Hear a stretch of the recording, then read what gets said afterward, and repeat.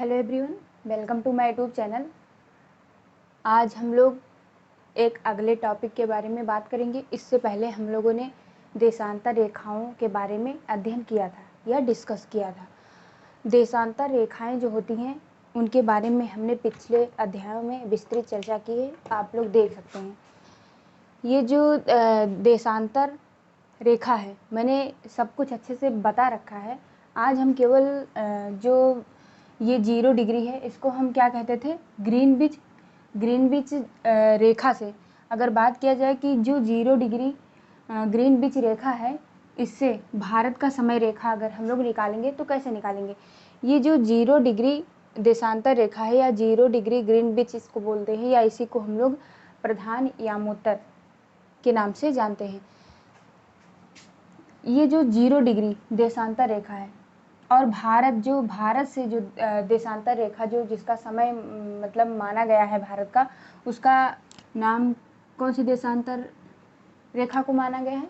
भारत का जो मानक समय रेखा है वो 82.5 डिग्री है। ये देखिए भारत, और ये 0 डिग्री देशांतर रेखा जो है ये लंदन के ग्रीनविच जो शहर, मान लीजिए लंदन शहर है, वहाँ इसको जब ये गुजरती है तो उसका नाम जो है ग्रीनविच रख दिया गया है। ये ग्रीनविच रेखा से भारत का जो 82.5 डिग्री देशांतर रेखा है, इसके बीच के मतलब समय को हम लोग निकालेंगे तो 1 डिग्री में 4 मिनट होते हैं। तो भारत का जो समय है, मानक समय, वो 82.5 डिग्री है। तो हम 82.5 डिग्री का जब निकालेंगे तब ये 4 गुणे 82.5 हो जाएगा, 82.5 डिग्री। और जब इसको मल्टीप्लाई कराएंगे तो 330 मिनट आ जाएगा। यहाँ पे लिख लीजिए 330 मिनट हो जाएगा बटे 60। जब इसको घंटे में चेंज करेंगे तो 60 से डिवाइड कर देंगे, और जब 60 से डिवाइड करेंगे तो ये आ जाएगा 5.5 घंटा, मतलब 5 घंटा 30 मिनट। यानी लंदन का जो समय है, जो 0 डिग्री जो देशांतर रेखा है, जो ग्रीनविच जो रेखा है, ग्रीनविच रेखा से भारत का जो समय है वो 5.5 घंटा आगे होगा। और ये जो पश्चिमी देशांतर, मतलब जितने भी जो पश्चिमी 0 डिग्री से जो इधर के जितनी भी लाइनें, इसको क्या बोलते हैं, पश्चिमी देशांतर। और 0 डिग्री से पूर्व की तरफ जितनी भी ये देशांतर रेखाएं हैं, इसको हम पूर्वी देशांतर बोलते हैं। तो पश्चिमी देशांतर का जो समय है वो पूर्वी देशांतर के समय से 5.5 घंटा पीछे होगा, और 0 डिग्री से पूर्व की तरफ जो देशांतर रेखाएं हैं वो 5.5 घंटा आगे होगा। यानी कि अगर भारत में, ये देख लीजिए, ये मान लीजिए 12, 1, 2, 3, 4, 5 और 6, तो मान लीजिए कि लंदन में, यानी कि 0 डिग्री देशांतर रेखा जो है, 0 डिग्री ग्रीनविच रेखा है, वो मान लीजिए वहाँ पर 12 बज रही हैं।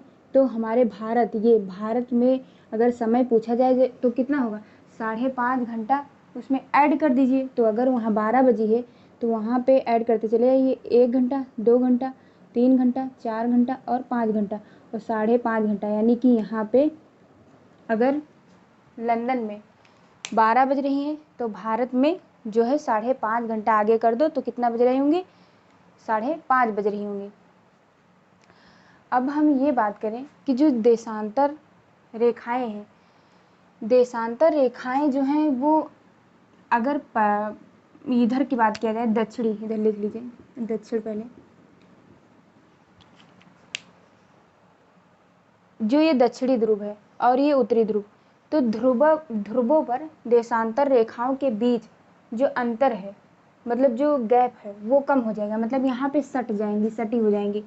और ध्रुव पे भी, लेकिन जो विषुवत रेखा है, ये 0 डिग्री अक्षांश रेखा को हम विषुवत रेखा या भूमध्य रेखा कहते हैं। तो विषुवत रेखा पर जो इनके बीच की दूरी है वो सबसे ज़्यादा होगी। कितना होगी, 111.32 किलोमीटर। और ध्रुवों पर इनके बीच की दूरी वो कम हो जाती है। तो मैंने बताया कि दक्षिणी गोलार्ध या दक्षिणी ध्रुव या उत्तरी ध्रुव में जो देशांतर रेखाओं के बीच की दूरी है वो घट जाएगी, और इस सबसे जो ज़्यादा गैप है या ज़्यादा दूरी मान लीजिए तो वो है विषुवत रेखा पर विषुवत रेखा में, ये देखिए मतलब अरे भाई ये ध्रुव है, तो मान लीजिए ये ऐसे ऐसे मतलब आई हैं रेखाएं, तो इनके बीच की दूरी थोड़ा ज़्यादा होगी और ध्रुवों पे इनके बीच की दूरी कम हो जाएगी, क्योंकि ये ध्रुव पे जाके मिल रही हैं। तो ये हमने बता दिया। और मान लीजिए कि ये जो 0 डिग्री है, मैंने बताया कि 1 डिग्री पर 4 मिनट का अंतर होता है। तो अगर कोई बालक मान लीजिए खड़ा है यहाँ पे 0 डिग्री देशांतर रेखा पर खड़ा है, और अगर कहा जाए कि 0 डिग्री देशांतर रेखा, ये मान लीजिए 0 डिग्री देशांतर रेखा है, और 0 डिग्री देशांतर रेखा से पश्चिम की तरफ, ये इधर तो पूरब हो गया है और इधर पश्चिम बना लीजिए। ये मान लीजिए 0 डिग्री देशांतर रेखा से, ठीक, इधर पूर्व है और इधर क्या है, पश्चिम। तो 1 डिग्री में 4 मिनट का अंतर होता है। अगर 0 डिग्री देशांतर रेखा के 2 देशांतर रेखा पर कोई खड़ा है, मान लीजिए कोई बालक, तो अगर इनके बीच अंतर पूछा जाए तो पूर्व में अगर खड़ा है तो कितना, 1 डिग्री में 4 मिनट होता है, और 2 देशांतर रेखाओं के बीच में जो अंतर पूछा जाएगा वो कितना हो जाएगा, यानी कि 0 डिग्री से 4 4 8। अगर यहाँ मान लीजिए,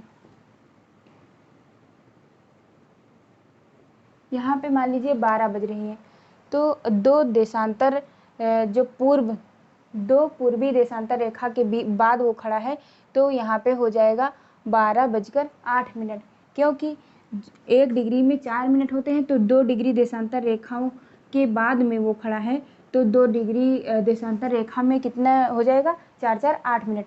और अगर पीछे की बात किया जाए तो 12 मतलब जैसे 12 बज रही हैं, तो 12 बजने में हम लोग 8 मिनट घटा देंगे। तो ये हो गया देशांतर रेखा। अब हम इसके बारे में और आगे पढ़ते हैं, आगे क्या होगा।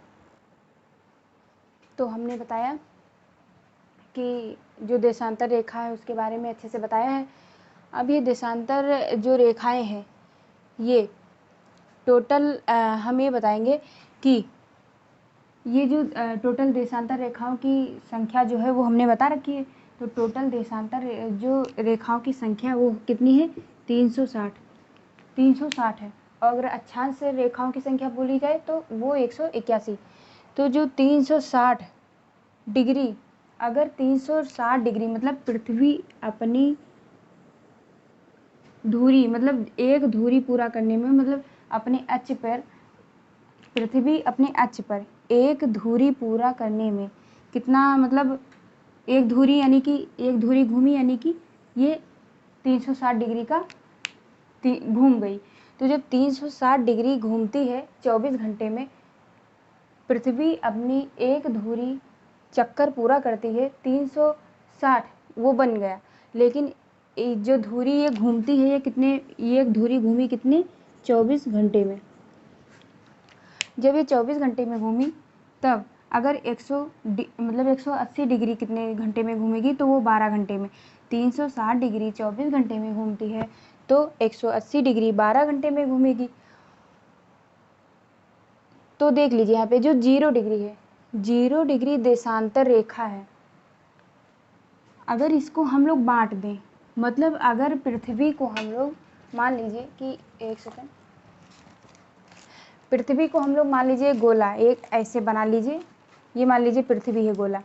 तो अगर हम लोग जो ग्लोब है, ग्लोब को फाड़ के ऐसे पूरा कर लिया गया है, ठीक, मतलब इस तरह कुछ थी, ऐसे गोला थी, और जब इसको ऐसे फाड़ के हम लोग ऐसे कर लिए, तो इसको पढ़ने के लिए कि मतलब जैसे कि अध्ययन के लिए सुविधा हो, इसके लिए हम लोग पृथ्वी को मतलब जैसे कि एकदम ऐसे फैला दिया गया है।